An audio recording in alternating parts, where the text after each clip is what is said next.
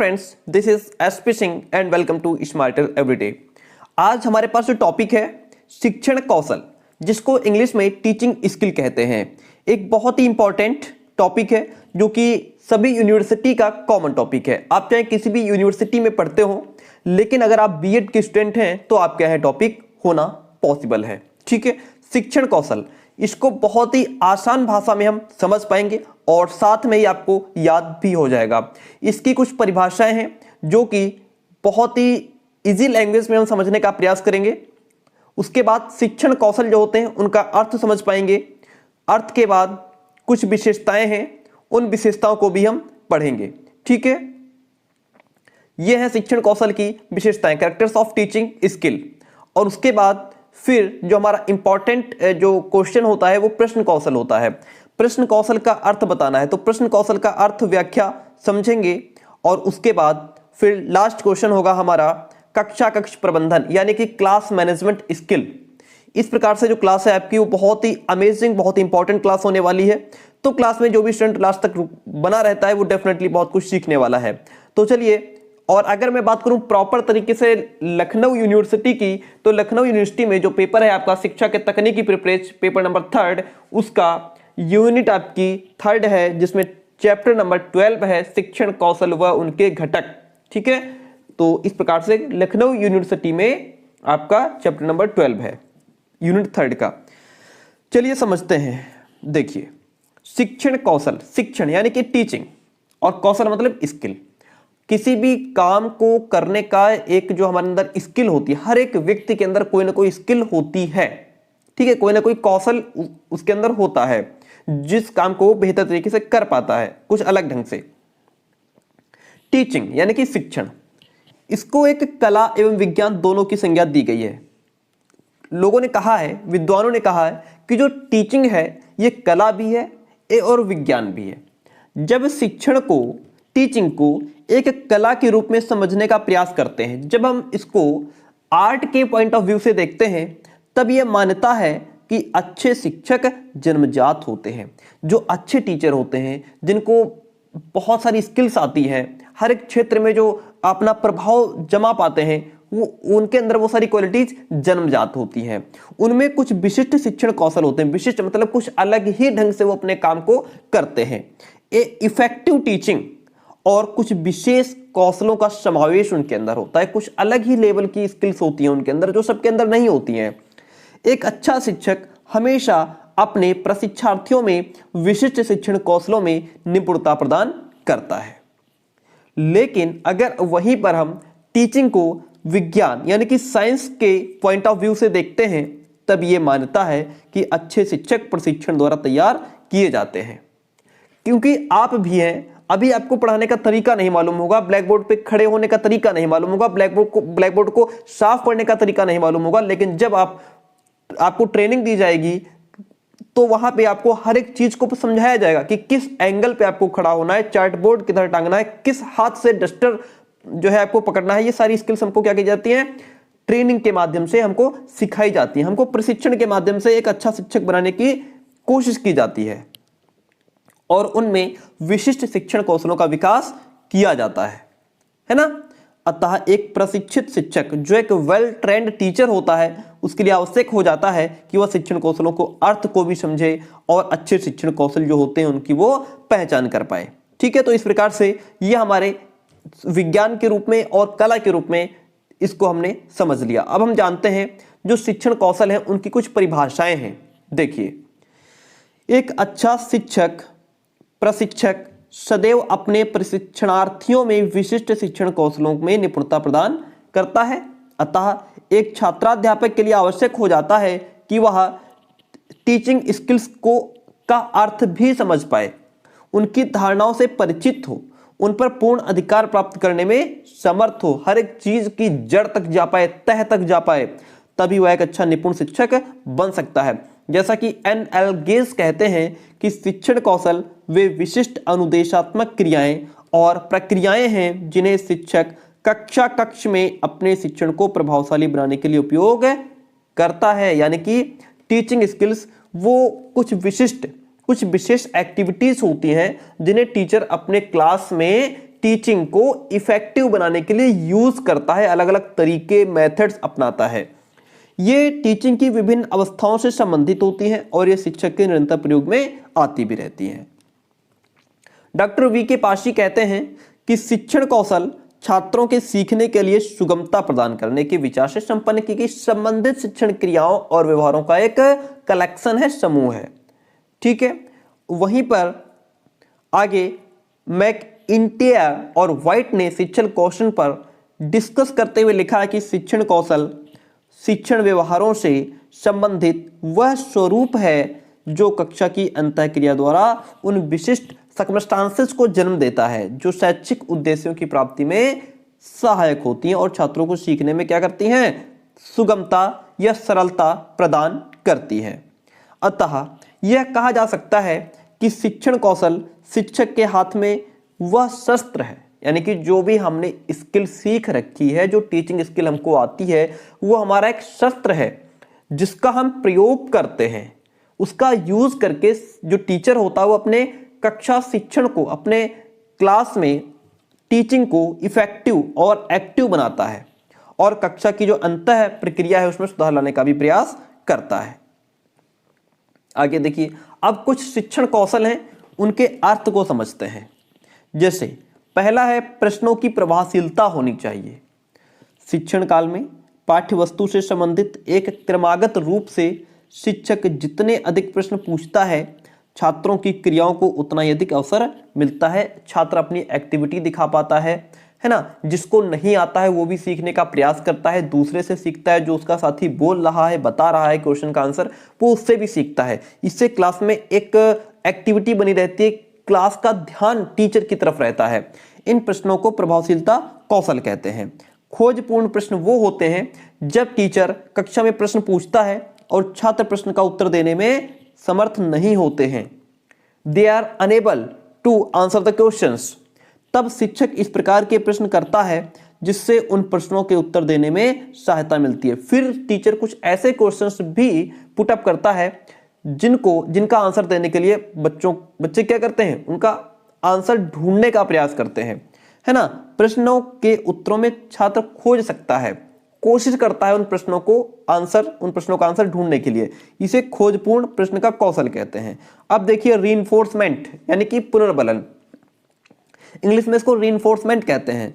Teacher का ऐसा behaviour जिससे छात्रों को पाठ के विकास में भाग लेने के लिए प्रश्नों के सभी उत्तर देने और सही विचार व्यक्त करने हेतु प्रोत्साहन, और उसे पुनर्बलन कहते हैं। यानी कि आपने कोई क्वेश्चन पूछा, बच्चे ने उसका आंसर दे दिया, अब आप उसे रीइंफोर्समेंट क्या दे सकते हैं, पुनर्बलन क्या दे सकते हैं, वेरी गुड, शाबाश, बहुत अच्छा, वेल डन, एक्सीलेंट। ये ऐसे वर्ड्स हैं जिससे बच्चे को खुशी मिलती है, उसे रीइंफोर्समेंट मिलता है, हम लोग उसको पुनर्बलन देते हैं, है ना। ये एक्टिविटी हमको करनी चाहिए ताकि बच्चा, उसके अंदर क्या हो, एक कॉन्फिडेंस लेवल उसका अच्छा हो और वो ज्यादा से ज्यादा क्वेश्चंस का आंसर देने का प्रयास करे ताकि उसे लगे कि मेरी तारीफ हो, है ना। इसलिए रीइंफोर्समेंट बहुत इंपॉर्टेंट होता है। अब आगे है व्याख्या कौशल। अब देखिए, पाठों में आए कठिन शब्द, हार्ड वर्ड्स होते हैं ना, कठिन भाव, क्रियाएं, घटनाएं और परिणामों आदि को जिस कौशल से स्पष्ट किया जाता है उसे व्याख्या कौशल की संज्ञा दी जाए। जो भी हार्ड वर्ड है, हम वर्ड्स को पकड़ करके उसको एक्सप्लेन कर देते हैं तो वो बच्चे के लिए बहुत ही आसान हो जाता है ना। तो ये व्याख्या कौशल होता है जो हम एक्सप्लेन करते हैं क्लास में वर्ड्स को, या कोई लाइन लिखिए उसको एक्सप्लेन करते हैं। छात्रों की सहभागिता में वृद्धि, इस कौशल के 4 तत्व होते हैं। छात्रों की सहभागिता में वृद्धि कैसे होगी, एक तो प्रश्नों का पूछना। अगर आप प्रश्न ज्यादा से ज्यादा पूछेंगे तो उससे बच्चे क्या करेंगे, उनके अंदर एक भाव जागृत होगा और वो एक्टिव रहेंगे, प्रोत्साहित होंगे। छात्रों के व्यवहार को स्वीकार करना, शिक्षण में कुछ रिक्त स्थान छोड़े जाएं, है ना, जिन्हें छात्र स्वयं पूरा करें। जैसे कुछ फिल इन द ब्लैंक्स हम लोग दे देते हैं, उसमें बच्चा क्या करता है, अगर चैप्टर हमने समझा रखा है बच्चे को तो वो फिल इन द ब्लैंक्स अपने आप कर लेगा, है ना, तो उसका थोड़ा लेवल अच्छा हो जाएगा बच्चे का। इन तत्वों से छात्रों की शिक्षण क्रियाओं में सहभागिता में वृद्धि होती है। फिर है गृह कार्य देने का कौशल। यह भी एक अलग कौशल होता है। पता लगे 2 पेज में टिक कर दिया कि इतना होमवर्क घर से करके लाना, ये बच्चा बोर हो जाएगा, वो होमवर्क नहीं करेगा, है ना। तो आपको गृह कार्य भी देना है तो किस तरीके का देना है, ये भी आपके अंदर एक स्किल होनी चाहिए, ठीक है। दूसरा है छात्रों को साथ लेकर चलने का कौशल। किस तरीके से आप छात्रों को साथ में लेकर के चल सकते हैं, किस तरीके से बच्चे आपसे प्यार कर सकते हैं, है ना, आपका मान सम्मान कर सकते हैं। ये नहीं कि बच्चा आपसे डरे, कि जैसे ही आपकी स्कूल में एंट्री हुई बच्चे डरने लगे, अरे सर आ गए, फिर आ गए, और जिस दिन आप ना आए उस दिन बच्चे बहुत खुश रहे, अरे आज नहीं आए। तो ये भी एक तरीका होता है।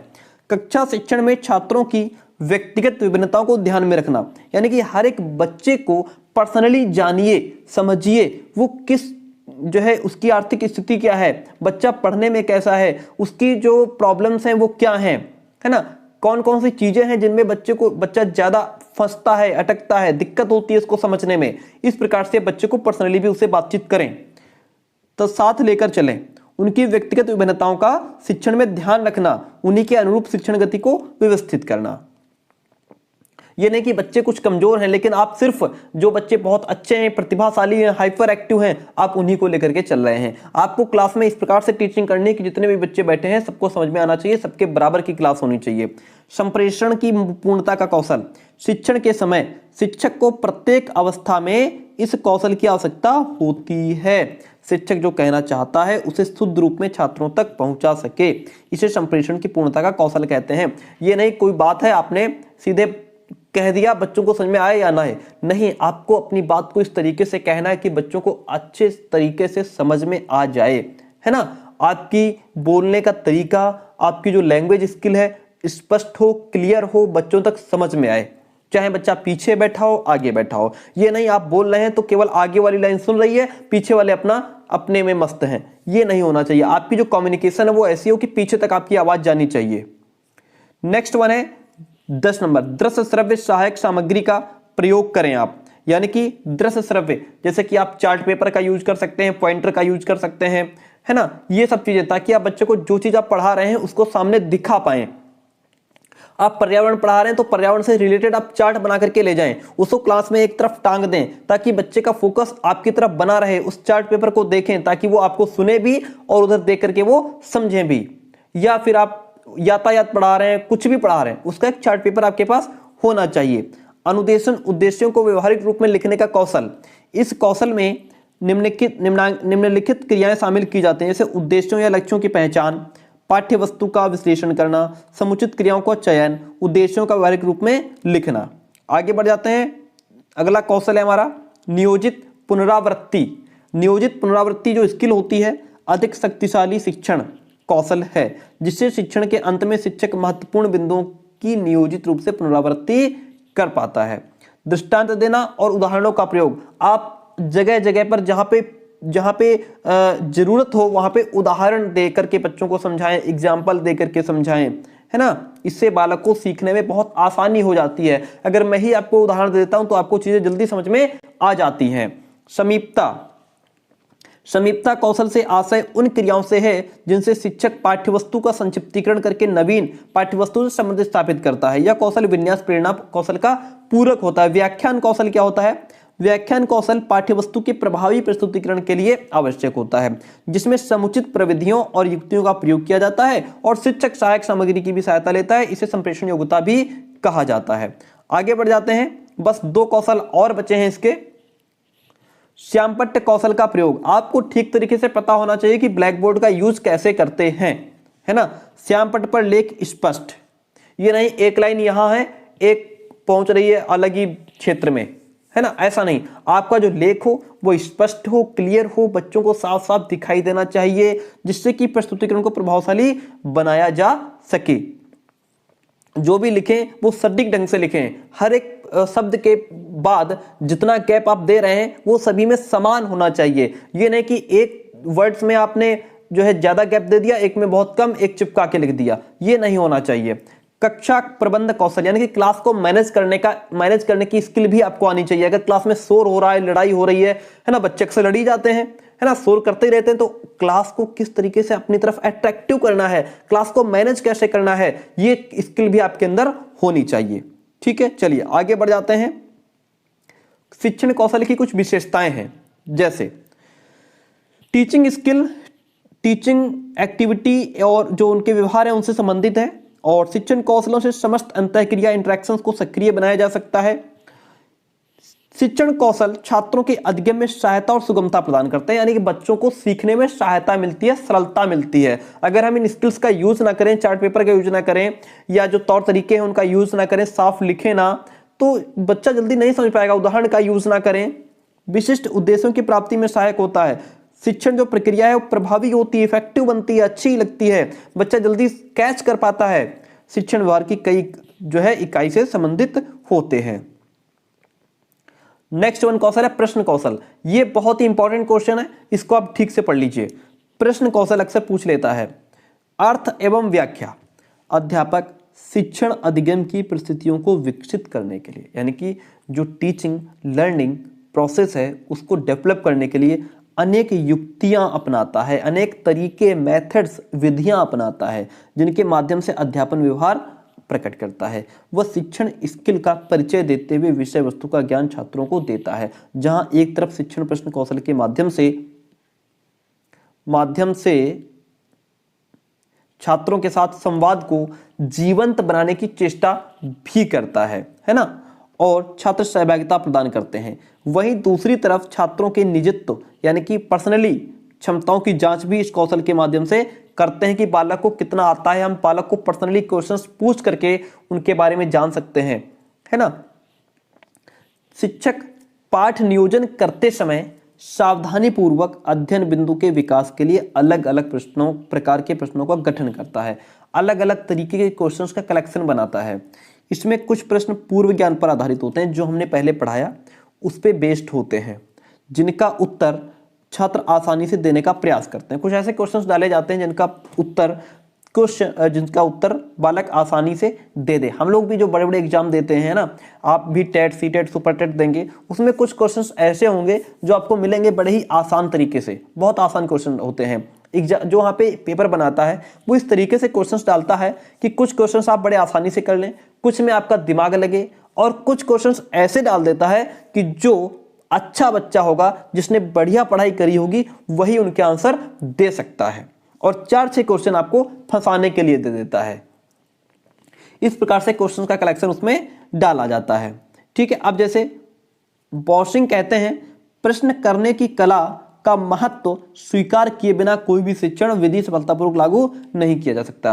प्रश्न पूछने के पीछे उद्देश्य क्या होता है, क्यों हम प्रश्न बच्चों से पूछते हैं? नंबर 1 तो इससे यह होता है कि छात्रों के पूर्व ज्ञान का पता लगता है कि आखिर बच्चे को नॉलेज कितना है। कोई भी बालक अगर एडमिशन लेने आता है नया, तो हम लोग क्या करते हैं, उससे पहले टेस्ट लेते हैं। टेस्ट क्यों लेते हैं? इसीलिए ना, ताकि पता लगे कि बच्चे को आता कितना है, बच्चा कितना सीख करके आया है ना। छात्रों में पाठ के प्रति रुचि जागृत करना। अगर हम क्लास में क्वेश्चंस पूछ रहे हैं तो इसका मतलब है कि छात्र को चैप्टर में इंटरेस्ट आए, वो सीखने का प्रयास करे, ताकि उसको लगे कि पता नहीं सर किस टाइम मुझे खड़ा करके क्वेश्चन पूछ लें, है ना। छात्रों में कल्पना शक्ति, इमेजिनेशन, तर्क, आर्गुमेंट करने की पावर, निरीक्षण शक्ति का विकास करना, व्यक्तिगत कमियों का पता लगाना, किस छात्र के अंदर क्या कमी है, कौन कहां से कमजोर है, किसको कौन सी चीज नहीं आती है। छात्रों के पाठ का महत्वपूर्ण स्थल की ओर ध्यान केंद्रित करना, नए ज्ञान सीखने की प्रेरणा देना, ताकि बच्चा नई नई चीजों को सीख पाए। दूसरी बात सबसे इंपॉर्टेंट कि छात्रों को सक्रिय रखने के लिए, अगर हम क्लास में क्वेश्चन पूछते रहते हैं तो सभी बच्चे हमारी तरफ बड़ा ध्यान से देखते हैं, है ना। क्यों? पता नहीं सर किस टाइम मुझसे क्वेश्चन पूछ लें। और वैसे अगर हम क्वेश्चन ना पूछे, पढ़ाते जाएं तो बच्चा कोई घर की बात करेगा, कोई वहां की बात करेगा, कोई नानी के यहाँ की बात करेगा, है ना, मतलब दुनिया भर की। उससे क्या होगा कि मतलब बच्चा एक्टिव नहीं रहेगा। लेकिन जब हम हर 5 मिनट बाद, 10 मिनट बाद एक क्वेश्चन पुटअप कर लेंगे तो हर एक बच्चा बहुत ही अट्रैक्ट रहेगा टीचर की तरफ। अभिव्यक्त कौशल का विकास करना, मूल्यांकन करना। शिक्षक स्वयं अपनी प्रशिक्षण की सफलता का मूल्यांकन करने के लिए कि मैंने शिक्षण की सफलता, यानी कि शिक्षक स्वयं अपनी शिक्षण की सफलता कि मैंने कितना पढ़ाया, मेरा पढ़ाया हुआ बच्चों को कितना समझ में आया, इससे ये भी तो पता चलता है क्वेश्चन पूछने से, है ना। हमने पढ़ा दिया चैप्टर, अब हम क्वेश्चन पूछ रहे हैं, बच्चा एक भी क्वेश्चन बता नहीं पा रहा है, तो हमारा पढ़ाने का क्या फायदा हुआ। अब देखिए क्वेश्चन होते कितने प्रकार के हैं। प्रस्तावना प्रश्न होते हैं जो हम लोग चैप्टर से निकालते हैं, यानी कि बच्चों से वही क्वेश्चन, बच्चों से जो भी हमको टॉपिक पढ़ाना है, बच्चों के मुंह से वो टॉपिक हमको निकलवाना है। जो भी टॉपिक हमको पढ़ाना है वो हम खुद ना बताएं जाकर के कि हमें क्या पढ़ाना है, हम जाकर के जो है प्रस्तावना प्रश्न पूछें, ताकि जो टॉपिक हमको पढ़ाना है बच्चों के मुंह से खुद ब खुद निकल करके चला आए, है ना। विकासात्मक प्रश्न पूछे जाते हैं, इन प्रश्नों की सहायता से पाठ का विकास किया जाता है, इसको शिक्षण प्रश्न भी कहते हैं, इनसे पाठ आगे बढ़ता है। विचारोत्तेजक प्रश्न होते हैं, ये प्रश्न छात्रों के मस्तिष्क को जागृत, विचारशील और क्रियाशील बनाने में सहायक होते हैं। इन प्रश्न में क्यों, कैसे और क्या परिणाम हुआ है आदि शब्द का प्रयोग होता है। ये हुआ तो क्यों हुआ, ये हुआ तो कैसे हुआ, इसका रिजल्ट क्या आया, इस प्रकार से कुछ समस्या प्रश्न डाले जाते हैं। समस्या प्रश्न का प्रयोग स्थिति के अनुसार पाठ के आरंभ या मध्य या दोनों स्थानों पर किया जा सकता है। ये प्रश्न भी बालक के मस्तिष्क को क्या करते हैं, क्रियाशील बनाते हैं। उदाहरण के तौर पर जैसे अगर आप द्वितीय विश्व युद्ध पढ़ा रहे हैं तो वहां पर आप क्या क्या प्रश्न पूछ सकते हैं। जैसे आप पूछ सकते हैं कि यदि हिटलर युद्ध में विजयी हो जाता है तो अगले विश्व युद्ध की संभावनाएं क्यों कम हो जाती हैं। अब क्या करेगा यहाँ पे बच्चा, क्या करेगा, बच्चों के सामने एक तो समस्या भी है, दूसरी बात बच्चे यहाँ पे इमेज करेंगे, इमेजिनेशन करेंगे, कल्पना करेंगे, है ना, आंसर देने का प्रयास करेंगे। नेक्स्ट वन क्वेश्चन हमारे सामने आता है, हम दूसरा क्वेश्चन पूछ सकते हैं कि यदि अमेरिका की बजाय जापान ने अणुबमों का प्रयोग किया होता तो आज विश्व का मानचित्र कैसा होता। तो यहाँ पे क्या होगा, बच्चे की मेंटलिटी चेंज हो जाएगी, वो आंसर देने का प्रयास करेगा, सोचने का प्रयास करेगा। आगे बढ़ जाते हैं। प्रश्न पूछते समय किन बातों का हमें ध्यान रखना चाहिए। शिक्षक को कक्षा के सामने मध्य में खड़े होकर प्रश्न, ये नहीं कि जहां पे आपकी कुर्सी पड़ी है वहीं पर खड़े होकर पूछ रहे हैं क्वेश्चन, है ना। आपकी क्लास में 70 बच्चे हैं, 60 बच्चे हैं, पीछे तक बैठे हैं, पीछे आवाजें नहीं जा रही है, 2-3 लाइनों के बच्चे सुन पा रहे हैं, पीछे आवाज ही नहीं जा रही है ना। तो ये नहीं करना है, आपको जो क्वेश्चन पूछना है क्लास के बीचों बीच खड़े होकर के पूछना है, ताकि आगे भी आवाज जाए, पीछे भी आवाज जाए, हर एक बच्चा क्वेश्चन को ठीक प्रकार से सुन पाए। प्रश्नों, जो भी प्रश्न आप पूछे उसकी लैंग्वेज स्पष्ट क्लियर होनी चाहिए। शिक्षक को प्रश्न पूछते समय पर्याप्त स्वर में बोलना चाहिए, ठीक बोलना चाहिए, ऐसा नहीं कि मतलब आधा आप बोल गए आधा खा गए, जिससे कक्षा के सभी छात्र प्रश्नों को आसानी से सुन पाएं। प्रश्नों की गति बहुत तीव्र या बहुत मंद, बहुत धीरे मत पूछो, बहुत फास्ट मत पूछो, एक लय होनी चाहिए। प्रश्न पूछते समय विविधता का ध्यान रखना चाहिए, यानी कि अलग अलग तरीके के बच्चे बैठे हैं, तेज जो बहुत प्रतिभाशाली हैं, है ना, सृजनशील हैं, जो मंद बुद्धि हैं, हर एक बच्चे, तो सबको ध्यान में रख करके पूछिए। छात्रों को नाम से पुकारा जाना चाहिए, ऐसा नहीं है ओए तू खड़ा हो जा, ए तू कहाँ जा रहा है, व्हाट इज दिस, ये क्या लैंग्वेज है, ये बहुत गलत लैंग्वेज है, हमें ऐसा नहीं करना चाहिए, है ना। अगर हमें अपनी रिस्पेक्ट, अपना सम्मान बच्चों के बीच में बनाए रखना है तो हमेशा बच्चे को नाम लेकर के पुकारो, ठीक है। ऐसा नहीं ओए तू कहाँ जा रहा है, तू कहाँ से आया, है ना, इस प्रकार से, या तू खड़ा हो जा, ये बहुत गलत लैंग्वेज होती है जो हम लोगों को क्लास में कभी भी यूज नहीं करनी चाहिए। बालक को उनके नाम से पुकारिए, अन्यथा बालक फिर आपका भी रिस्पेक्ट नहीं करेगा। इससे छात्र एक्टिव भी रहते हैं। एक समय में एक ही छात्र से प्रश्न पूछे जाने चाहिए। एक समय में आप एक ही स्टूडेंट से प्रश्न पूछिए। प्रश्न एक दूसरे से संबंधित, जो भी प्रश्न आपने पहले पूछा, जब दूसरा क्वेश्चन आप पूछें तो वो पहले से रिलेट करता हो, पहले वाले क्वेश्चन से रिलेटेड हो, है ना, बिल्कुल अलग ढंग से मत पूछ लीजिए। प्रश्न निश्चित उद्देश्य से पूछे जाने चाहिए, प्रश्नों को बार बार दोहराया जाना चाहिए और संपूर्ण कक्षा में प्रश्नों का विवरण दिया जाना चाहिए। केवल आगे बैठे छात्रों या प्रतिभाशाली छात्रों से प्रश्न पूछकर अपने कार्य को समाप्त नहीं, ये नहीं कि हमने 2-4 क्वेश्चन पूछ लिए जो बच्चे बहुत अच्छे थे उन्हीं से पूछ लिए, काम खत्म कर दिया, ऐसा नहीं करना है। आपको हर एक लेवल के स्टूडेंट से क्वेश्चन पूछने हैं। चलिए आगे बढ़ जाते हैं और आज का लास्ट क्वेश्चन आपके सामने है। क्लास कैसी रही ये आप लास्ट में जरूर बता करके जाएंगे। क्लास मैनेजमेंट जो स्किल होती है उस पर एक टिप्पणी लिखने के लिए आपको कहा गया है, जो कि बहुत इंपॉर्टेंट क्वेश्चन अपने आप में हो जाता है, इसीलिए हमने इसको डाला। क्लास मैनेजमेंट स्किल से हमारा मतलब ऐसे स्किल से है जो शिक्षक को, टीचर को कक्षा में अपने क्रियाकलापों को नियंत्रण में रख करके प्रभावपूर्ण ढंग से कक्षा शिक्षण में मदद करे, है ना, हर एक चीज को कंट्रोल में रख करके, जिससे शिक्षक अपने शिक्षण उद्देश्यों के अनुसार अनुशासनात्मक विधि से कक्षा कार्य संचालित कर सके। कक्षा यानी कि क्लास मैनेजमेंट स्किल शिक्षक के ऐसे व्यवहार हैं जिनके द्वारा शिक्षक इफेक्टिव टीचिंग लर्निंग प्रणाली के लिए उचित कक्षा वातावरण उत्पन्न करने और छात्रों के व्यवहारों को नियंत्रित करता हुआ उनका ध्यान अपने सब्जेक्ट की तरफ, विषय वस्तु की ओर अट्रैक्ट करता है तथा कक्षा के अंत तक उसे बनाए रखता है। ऐसा नहीं है आप क्लास में गए, पहले आपने स्टूडेंट्स को अपनी तरफ अट्रैक्ट कर लिया, जब आपको लग गया कि हाँ स्टूडेंट अब सब मेरी तरफ देख रहे हैं, क्लास ब्लैक बोर्ड पे देख रहे हैं, अब हमने पढ़ाना शुरू कर दिया, उसके बाद दोबारा आपने आंख उठा के देखा इन्हें कि कौन बच्चा क्या कर रहा है ना। ऐसा नहीं है, आपने जो शुरू में किया वही आपको लास्ट तक करना है। अपने क्लास को इस तरीके से मैनेज करना है कि क्लास पूरी तरीके से आपकी तरफ आकर्षित रहे, बच्चा आपको देख रहा हो, आपको सुन रहा हो। एक शिक्षक को कक्ष प्रबंधन कौशल में दक्षता प्राप्त करना बहुत आवश्यक है। क्लास को मैनेज कैसे किया जाता है, क्लास का मैनेजमेंट होता क्या है। कक्ष प्रबंधन कौशल जैसे एक तो जो भी आप पढ़ा रहे हो वो रुचिकर होना चाहिए, उसमें बच्चे को इंटरेस्ट आ रहा हो, ऐसा ना हो कि बच्चा बोर हो जाए। जो आपका लर्निंग हो अधिगम हो उद्देश्य पूर्ण होना चाहिए। छात्रों को उद्देश्य प्राप्ति के लिए अभिप्रेरित करना चाहिए। छात्र शिक्षक अंतःक्रिया को प्रोत्साहन देना चाहिए, बच्चे को प्रोत्साहन देना चाहिए। निर्देशों की स्पष्टता हो, अनुशासनहीनता पर नियंत्रण रखना, क्लास में किसी प्रकार का अनुशासनहीनता नहीं होनी चाहिए, लड़ाई झगड़े नहीं होना चाहिए, मारपीट नहीं होनी चाहिए, है ना, वांछित व्यवहारों का पुनर्बलन होना चाहिए। प्यारे दोस्तों ये हमारी आज की क्लास थी। क्लास कैसी रही आपसे एक लाइक एक कमेंट जरूर चाहिए।